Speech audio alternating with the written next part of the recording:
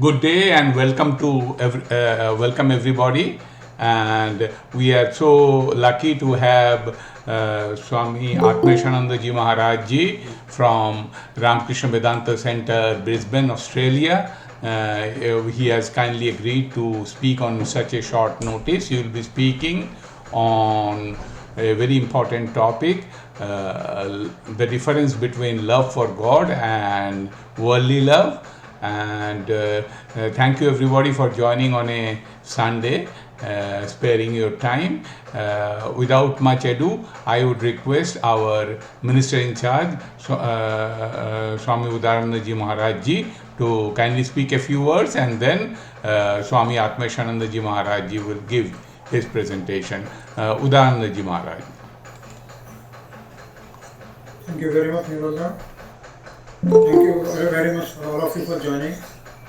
I am very grateful to Revered Maharaj ji for kindly accepting our request to speak. We are really very grateful to you, Maharaj, for sharing your knowledge with us. And I am sure many will be benefited, because really the topic is very important. We should know the importance of love in our life. Love is very important part, plays very important part. So what is divine love and what is ordinary love? I thought it is a very important subject, and we are very grateful to you for kindly accepting our request to speak on the subject. Thank you very much once again, Maharaj.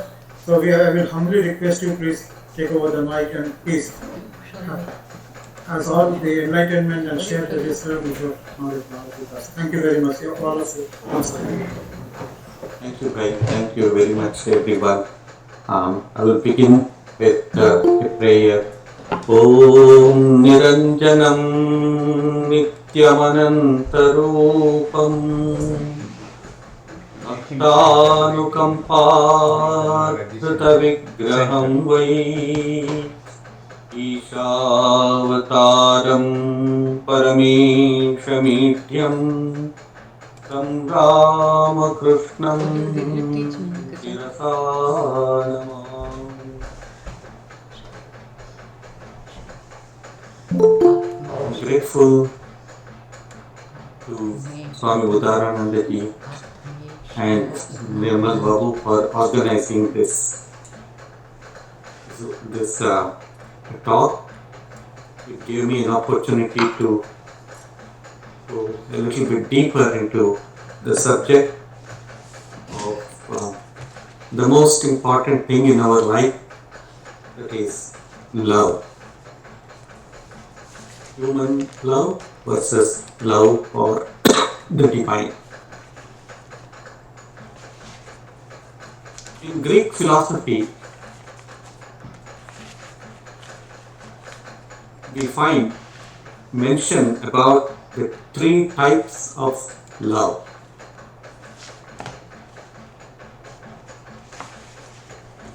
The first type is called as eros. That is that which makes a person passionate, almost to obsession. That is why we call it as falling in love. You fall into love. That means you don't know the future or the past, but you just fall in love because you have been obsessed by something. It is called eros. Much of Freud's philosophy is based on this eros. The second type of love which the Greek philosophers enumerated is known as the conditional love, which is philos. That is, I love you because you love me. It is more of a barter, or as Swami Vivekananda used to say, sanctified shopkeeping. Shopkeeping is not yet sanctified, but this is conditional love.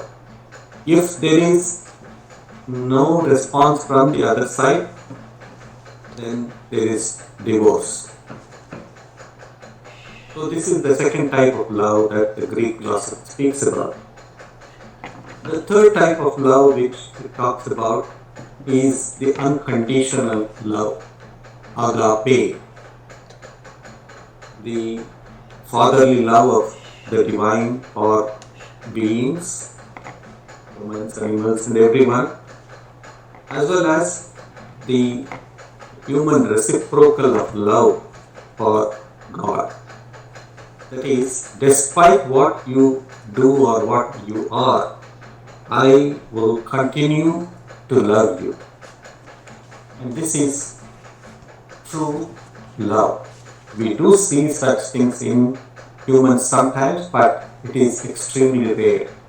Only in the life of the saints we find this. What are the circumstances that excite love or elicits love? Firstly, every living being, whether it be human or animals or even the plants, every being loves one's own self. And within everyone there is this innate desire for continuity of our existence as against annihilation or disappearance. Every one of us.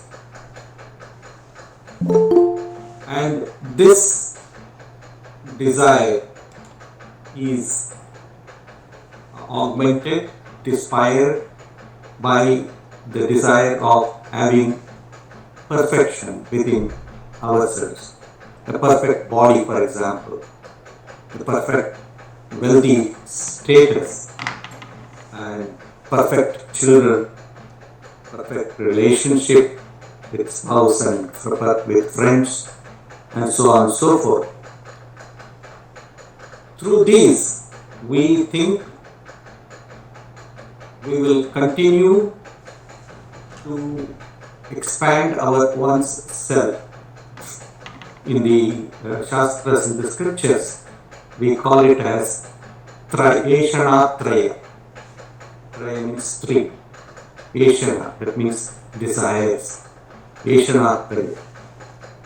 Putreshana, Vitteshana, Lokeshana. Putreshana, I want to live forever through my children. That is Putreshana. In the case of sadhus and all that, they also want to live through their disciples. Putreshana. Then Vitteshana, this desire to have more of wealth. And Lokeshana, one probably can get rid of these first two, but the third one is the most difficult one. Lokeshana, that is desire for name and fame. I want my name to remain forever. That's why probably our surnames have come through, because we are living through our names, our surname, through our family name. So, we all want to continue. Of course, this is if we look at it from a spiritual point of view, this is the manifestation of Sat, that is Asti, to stay, exist. That means existence. I want to exist forever. Within each one of us there is this divinity, which is Sat, the nature of Sat. I want to live forever. I want to be forever. So that's a different subject to deal with. So through all this, we think we will continue our self. Therefore, what do? We love them. We shower our love towards all of these. Towards our money, towards our children, towards our family, towards our friends, etc. So that one can continue one's own self. The second is love of beauty. a very proportionate limb, wonderful, it's very beautiful face, beautiful complexion, etc. Either in one's near and dear ones or even through animals, etc. We decorate the animals and all of that. So we love beauty. There is this innate desire to love beauty in every one of us. But rare few are attracted towards the beauty of character. Beauty is a divine quality. But rare few are attracted towards the beauty of character, beauty of the heart. Sages and seers, etc., are those who were the ones who loved everyone because of their innate beauty. We find in our scriptures mention of a great sage called Ashtavakra. His body was twisted or bent in 8 places. So, to an onlooker, he looked very terrible, but he was a person who was a realized soul, and there was so much of beauty in him that kings and everyone became his disciple. So, some of us are attracted towards the beauty of character of others also. Thirdly, we love someone who helps us, who is of some assistance to us. Be it a musician, Ananda, to give us Ananda or joy, or be it a person who helps us even financially and so on and so forth. We love such people because of their generosity, because of their beneficence, because of their qualities. So these are some of the circumstances which excite love in all of us. There are however, some key distinctions between human love and divine love, and I will try to enumerate them. First is the source or the base. Human love stems from our attachments, from our emotions and relationships between individuals and even organizations like Ramakrishna organization. But divine love originates from a divine being. It transcends all limitation. It is not confined to a source, to a particular place or to a particular person. It is open to everyone. Sri Ramakrishna used to say that if you give yourself to the world, it will bring you back misery. But if you love God, it will make you immortal. It will make you full of joy. So the source must be identified. Our source, where is it coming from? Is it coming from our emotions or attachments, our relationship, or does it come from that fountain of love that is within myself? It is always welling up within ourselves. We just put a cover on top of it and we close it. But a time comes when we need to open it. It is there all the time. In the lives of great saints and seers, we see this manifestation of divine love because it is their nature, very nature to love. Secondly, the conditions. Human love or the worldly love is conditional. It is influenced by our preferences, it is influenced by our expectations, and of course, as I earlier said, the barter agreement, that means a reciprocal agreement. You love me, I love you. If you don't love me, I do not love you. So there is this condition behind. Whereas the divine love is unconditional and it encompasses everything, all encompassing. One must have developed that all encompassing love.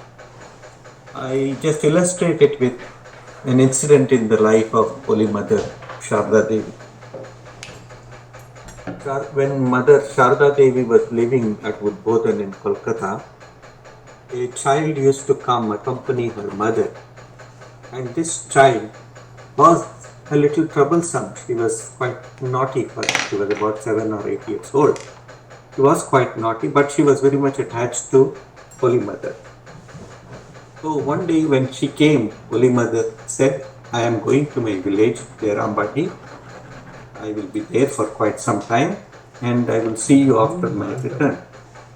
So the child became very sad and she said, Mother, you are going away. What will happen to me? When will you come back?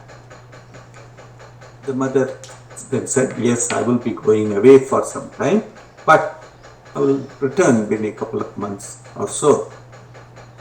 Then the mother asked the little one a question. You have been visiting me for a very long time now. Do you love me, child? The little one said, yes, mother, I love you very much. And mother said, I shall be sure of your love for me if you love everyone at home. The mother said, all right, I will love all of them. I will not be naughty anymore. I will not give trouble to my mom anymore, replies the child. Mother said, well, he said, that is very good, but how shall I know that you will love everyone equally? Then the child said, what should I do to convince you that I love everyone equally? Then Holy Mother gave a wonderful piece of advice. He said, do not demand anything of those whom you love. Do not demand anyone. If you make demands, then some will give you more and some will give you less. In that case, you will love more those who give you more, and you will love less those who give you less. And your love will not be the same for everyone. You will not be able to love everyone impartially.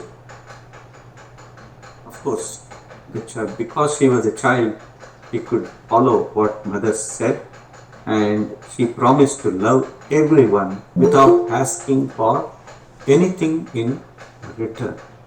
And it is said that from that day onward, the child lived very harmoniously with the family and brought great joy to the family. Just this one word, do not demand anything from anyone. And if you get something less, do not fret. If you get something more, do not be overjoyed. Take it in your stride.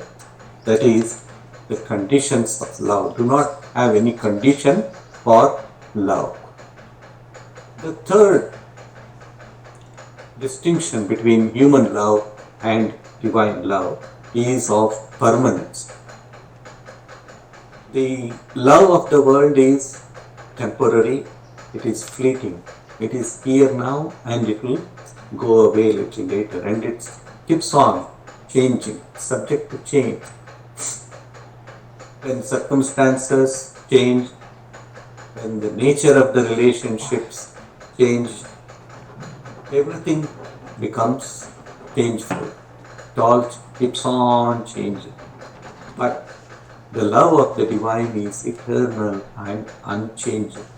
It permeates the whole universe. There is no change in divine love.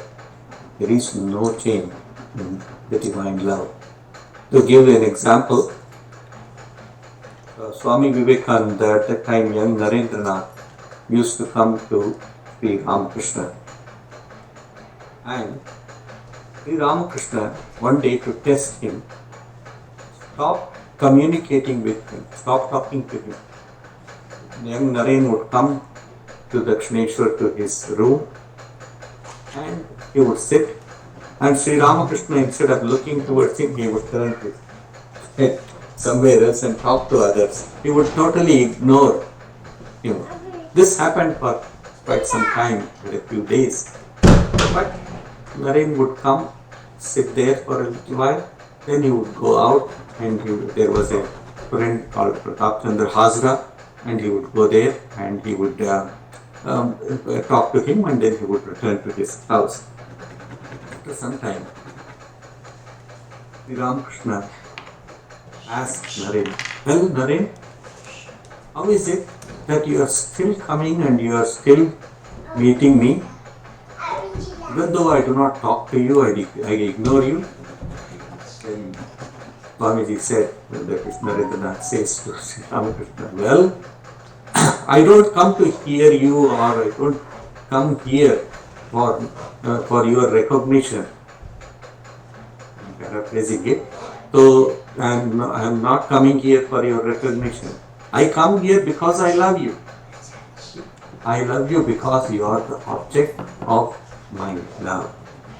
That is unchanging love. My love does not change at any time, whether you are angry with me or you are loving towards me. That is the divine love that we talked about. And the next motivating factor of our human love can be different. Different types of love is there. We may have some attraction towards somebody, or we may love because we need companionship of such a person, or just merely we want to gratify our own self. After gratifying, we just throw them away. So use and throw. No. Divine love has no motivation at all. It is called in Sanskrit as ahetuka kripa sindhu. That is, there is no reason for love at all. It is continuously flowing.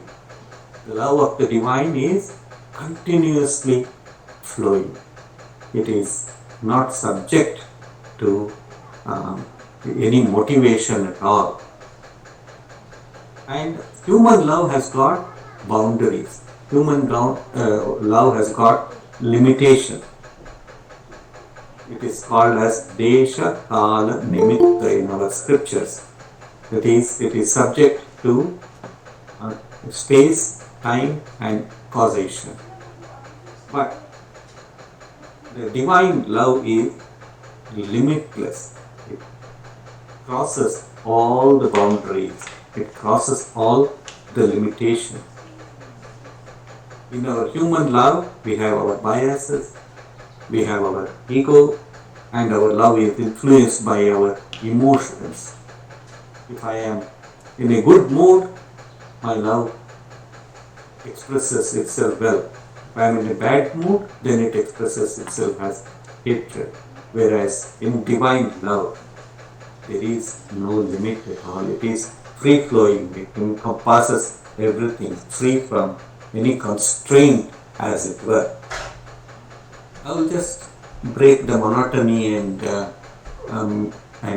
narrate a story which I found very recently. Long ago, in an island, a group of emotions lived, and their names were pleasure, sorrow, grief, insecurity, anger, fear, compassion, humility, gratitude. All of these, they lived in this island. Not only these beings lived, but there were other entities also that that were at the top of everyone. They were called ego, they were called wealth, and they are called time, which is very important in our lives. So all of these lived in this island. Then came a resident. His name was Love. But this Love did not have any home of her own. It lived with everyone. It went and lived with somebody or the other. And it did not have any possessions. Love did not have any possessions. It did not hold on to anything. It was very quiet, it was very kind, it was very soft, and other emotions, etc. They were tenants at the houses of humans who lived on that island. Then came this a great global warming, as we see now. The glaciers melted, and then the ocean levels rose, the sea levels rose, and gradually one saw that the island was getting filled up with water. All the residents they called for a meeting, and they concluded that it is time that we leave the island and go away. And everybody was told, you make your own arrangements. The government, that is the ego, the wealth, and the time said, we cannot make any arrangements. You make your own arrangements. You bring your boat and you go wherever you want to go. But this one resident called Love, it thought differently. It says, I do not want to abandon this island and go anywhere, which has sheltered me for a very long time. I don't want to go away anyway. I will wait till the last moment, hoping that somebody would stay back. I will stay here. So I will, the Love stayed back because it was bound to the land. Slowly and slowly, the ground was being lost and the island was being filled with water. And the first persons to leave were the humans. So some of these emotions like sorrow, the grief and insecurity, etc., they left along with them. So Love said, can I come with you? He said, no, we don't have any place for you. So he stayed back. Other emotions also, they found some other boats, and they said, we have latched on to the people, the residents over here, we will not be able to give you any more space in our boat, otherwise it will sink. Just then, this Love saw the commander-in-chief, Ego, sailing in a very strong boat, steel boat. So Love asked Ego, sir, can I go with you? No, you cannot go with me. Ego. Anger and fear have taken the other two places that I have in my boat. Moreover, I don't know you much. You have been very silent. You are not a talkative person. You have not been very good friends for long. So I cannot let any stranger to come with me. So then Ego's boat left, and Love was sitting there. Just at that time, Love seemed to hear a voice. Come, oh Love, come, hop into my boat. Heard the voice. As soon as Love got into the boat, it saw compassion, humility, and gratitude. All these three, they were smiling wonderfully. Love thanked them all, and gratitude said, "Oh, no, no, it is not our boat. Do not try to thank us." Then, whose boat is this? Who saved us? Compassion said, "It belongs to time, Kala. But I was worthless in everyone's eyes. Time is the one that saved my life." Humility then says to love, "You see, love, time alone knows your real value. Time alone knows your real value." So, in this world that we live in, if we are only focused on getting to the destination, that is crossing the finishing line, the priceless things appear worthless. The worth of anything is not determined from its price, but from the value of the item. It is the value that decides it. So in the same way, we may have multiple millions of dollars and all of that, but it does not bring to us the love that we need. Swami Vivekananda symbolizes love as a triangle. The first angle of this triangle, he says, is love does not question. And I will read from the Bhakti Yoga of Swamiji. Says, the first angle is love questions not. It is not a beggar. Beggar's love is no love at all. The first sign of love is when love asks nothing and gives everything, of course. This is the real spiritual worship, the worship through love. Whether God is merciful or not is no longer questioned. See, this is a question we all of us ask time and again. Is God merciful? If there is a merciful God, why there is suffering and so on and so forth? But when love swells within ourselves, real love swells within ourselves, we will not ask that question. To continue, Swamiji says, He is God, He is my love. Whether God is omnipotent and almighty, limited or unlimited, is no longer questioned. If He distributes good, it is good, it's alright. If He brings evil, what does it matter? All other attributes vanish except that one, infinite love. So the first angle of the triangle is love does not question, questions not. And second angle, he says, love never asks. Love keeps on giving. And he says, when a young man goes to see his sweetheart, there is no business relationship between them.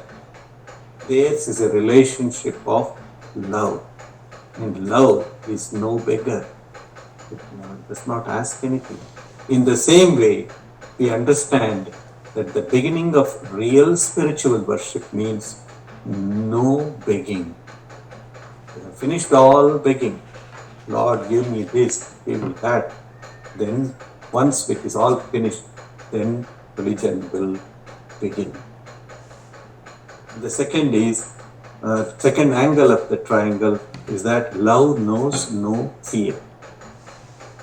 Love knows no fear. It says, you may cut me to pieces and I will still love you. Suppose one of your mothers, you mothers, a weak woman, sees a tiger in the street snatching your child. I know where you will be. You will face the tiger. Another time, a dog appears in the street and you will fly. But you jump at the mouth of the tiger and snatch your child away from danger. Love knows no fear. It conquers all evil. The fear of God is the beginning of religion, but the love of God is the end of religion. All fear dies out.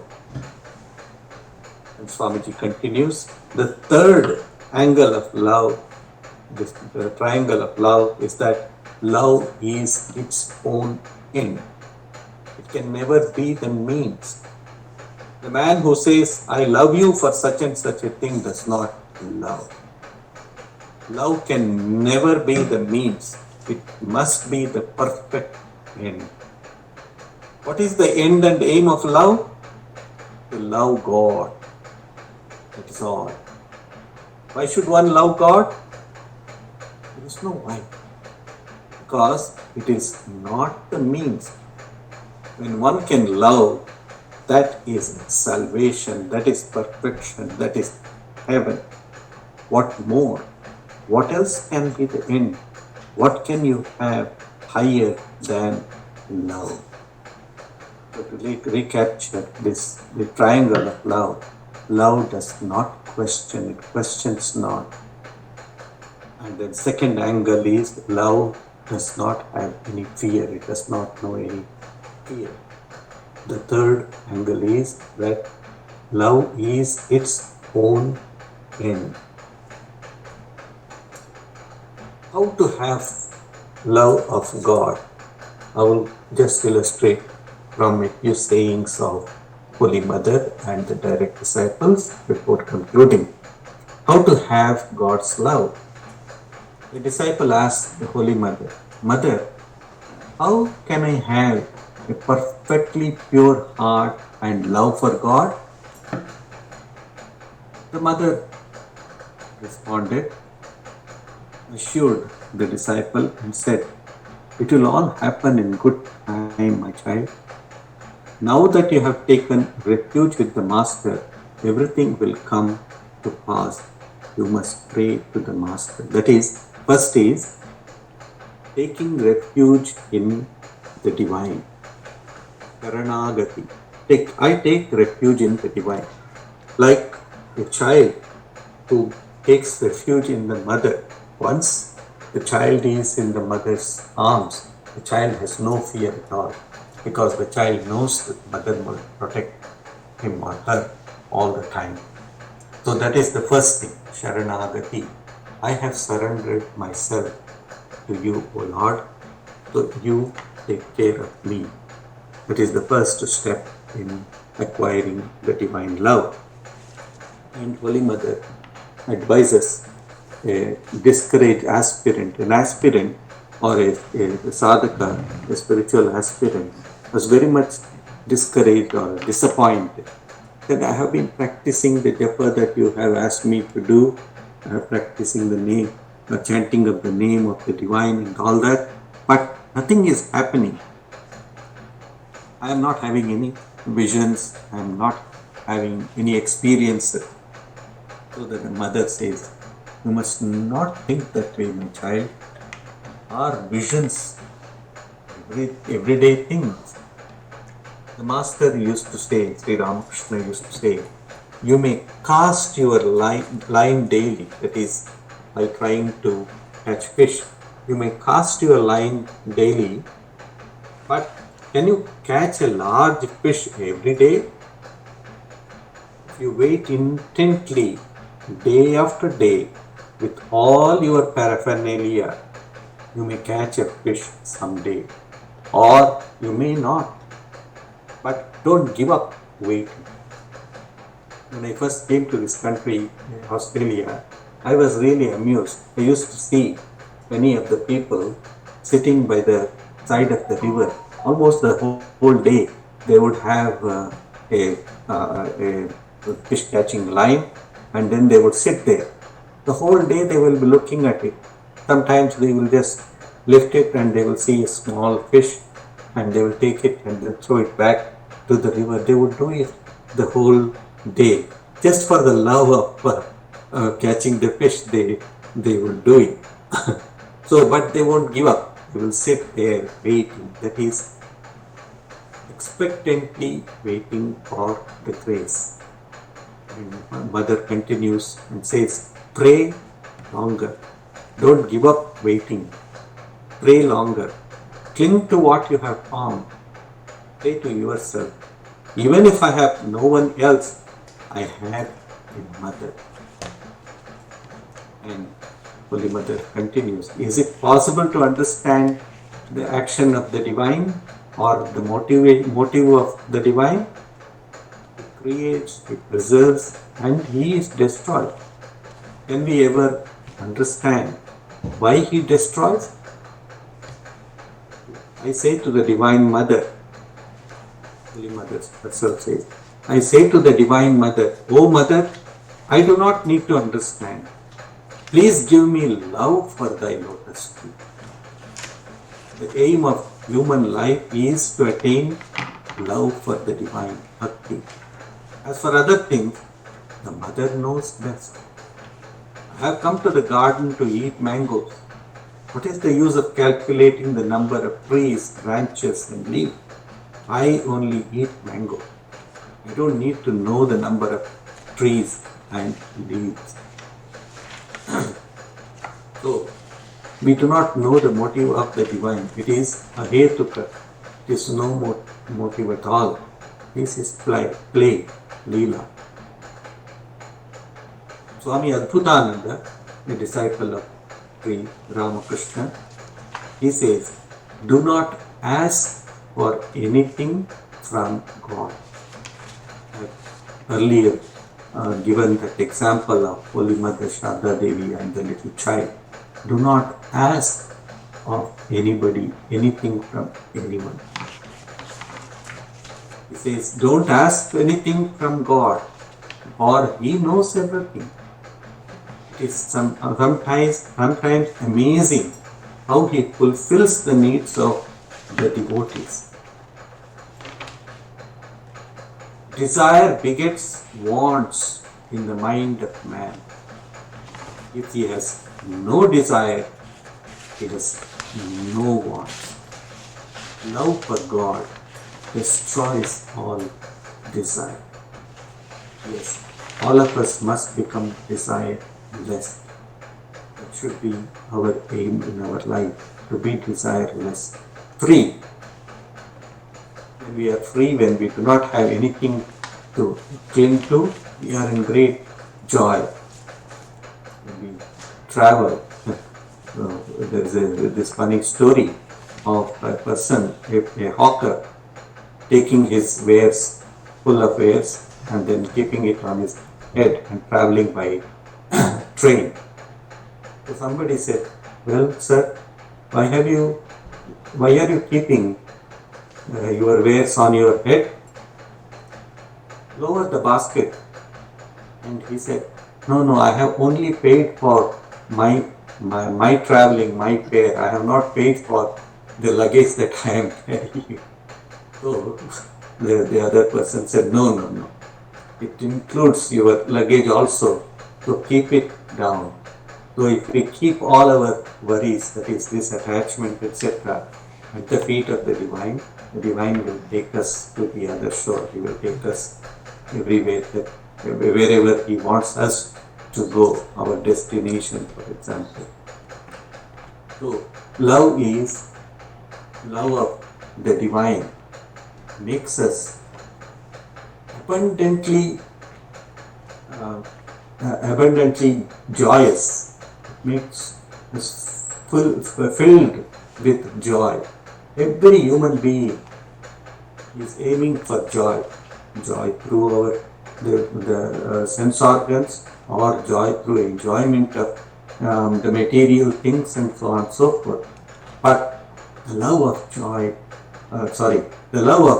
God, it fills us with so much of joy that we will not need anything else at all for our sustenance.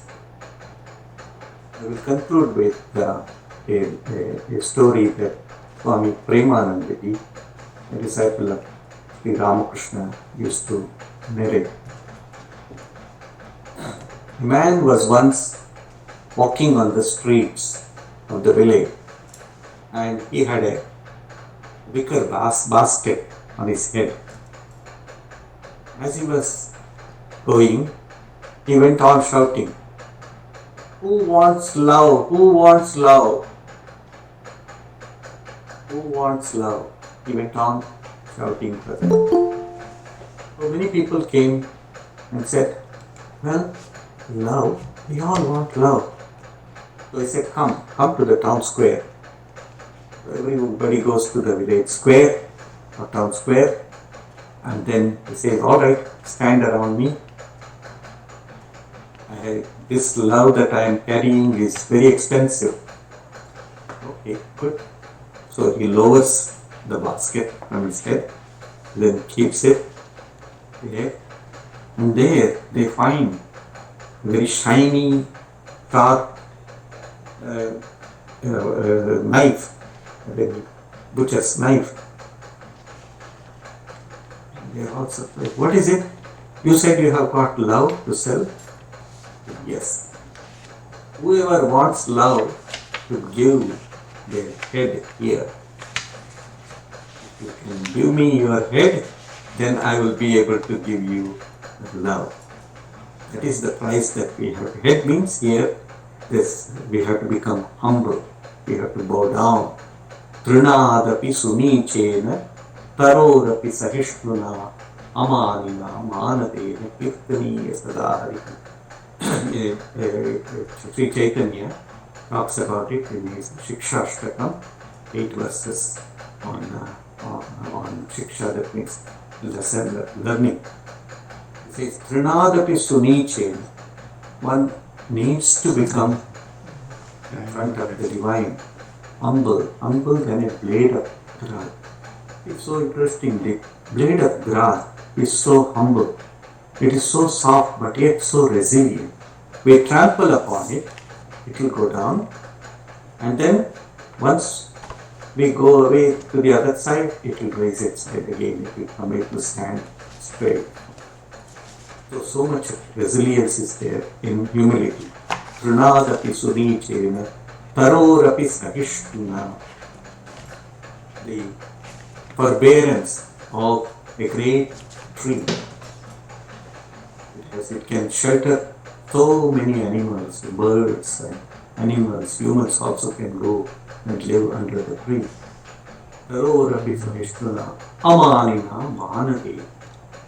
It means whether you love or hate, whether you praise or you scold, does not matter. Kirtaniya sada priti. Then the love of the divine will enter into our heart. In Punjabi they have this saying, Sirdar to Sardar. If you can give up your head, that means if you are humble, then you can be Sardar, then you can rule a country, you can rule a nation. So, love makes us more humble. Love should make us fully selfless. Then alone will divine love enter. Once the love of the divine enters into our heart, or once it wells up in our heart, then nothing in the world, nothing in the universe matters anymore to us. All the trials, tribulations, difficulties, everything will just burn away just like camphor. Because no remnants will be there at all. Completely it will go up. With these few thoughts, I will thank you all for giving a patient ear to my blabberings. Thank you very much. What a beautiful exposition, Maharaj Ji.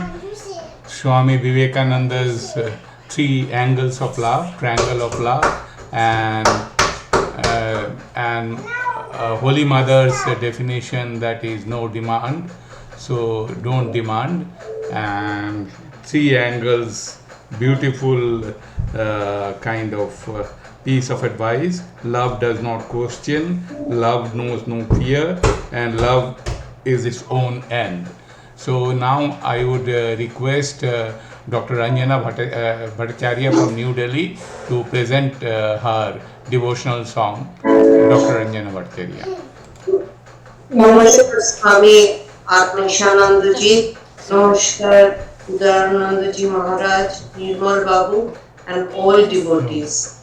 So today I will sing a song on man's struggle to seek love and joy amongst ourselves. How many times must a man walk down before you call him a man? How many seas must a white dove sail before she sleeps in the sand? How many times must the cannonballs fly before they're forever banned? The answer, my friend, is blowing in the wind. The answer is blowing in the wind.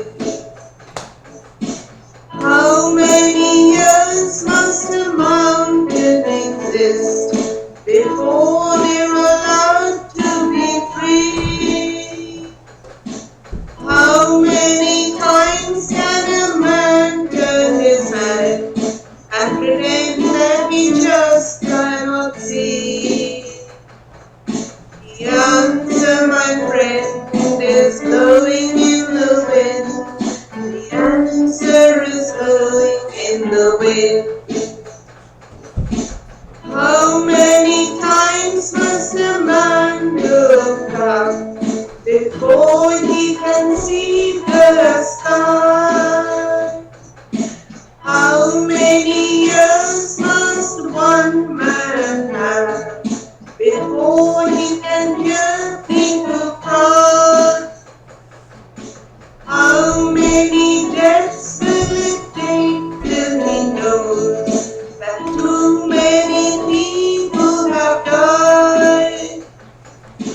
The answer, my friend, is blowing in the wind. The answer is blowing in the wind. How many times must a man walk down before you call him a man? How many seas must a white dove sail before she sleeps in the sand? How many times must the cannonballs fly before they're forever banned? The answer, my friend, is blowing in the wind. The answer is blowing in the wind. Thank you very much, Dr. Ranjana Bhattacharya. Now I would request our other Ranjana Bhattacharya from Ghaziabad, India, to kindly present the Ram Nam. Ramakrishna Saranam. Ramakrishna Sharanam. Please take not more than 2 minutes because we have 2 to 3 minutes only. Jai Thakur, Jai Shankar. Ramakrishna Saranam, Ramakrishna Saranam, Ramakrishna Saranam Sarane. Prabhu Kripa hi kevalam, Kripa hi kevalam, Kripa hi kevalam Sarane. Ram Krishna Saranam, Ram Krishna Saranam, Ram Krishna Saranam Sarane. Sharanagatahan, Sharanagatahan, Sharanagatahan Sarane. Prabhu Sharanagatahan, Sharanagatahan, Sharanagatahan Sarane. Ramakrishna Sharanam, Ramakrishna Sharanam, Ramakrishna Sharanam. Namo Sri Gurave, Namo Sri Gurave, Namo Sri Gurave, Namo Namo.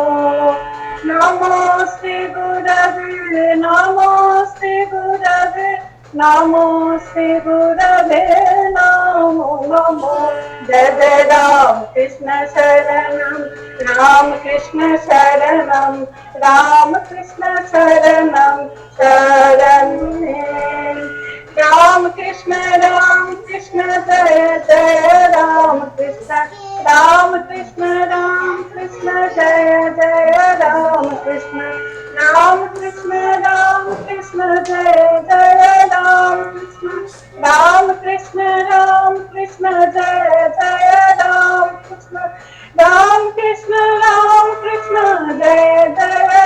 Krishna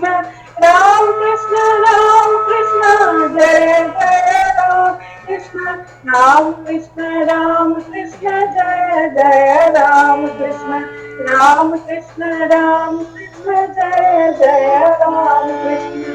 Ram Krishna Sharanam, Ram Krishna Sharanam, Ram Krishna Sharanam, Sharanam. Thank you very much, Ranjana Ji. Thank you very much for the beautiful Ramakrishna Sharanam. And with these words, we profusely thank Swami Atmeshanandaji Maharaj Ji for kindly being with us and giving us such a wonderful talk and such Amrit Bani. So our friend Hiranya Mukhopadhyay is back. So Hiranya, you can thank Maharaj Ji. We have 1 minute left. No, Maharaji, our pranam on behalf of all the disciples. I missed first 5-6 minutes, but our heartfelt pranam, Maharaj, for your wonderful talk. Thank you very much, Maharaj. Thank you very much. I end the recording with your permission. Thank you. Jai Ram Krishna. Thank you, Swami.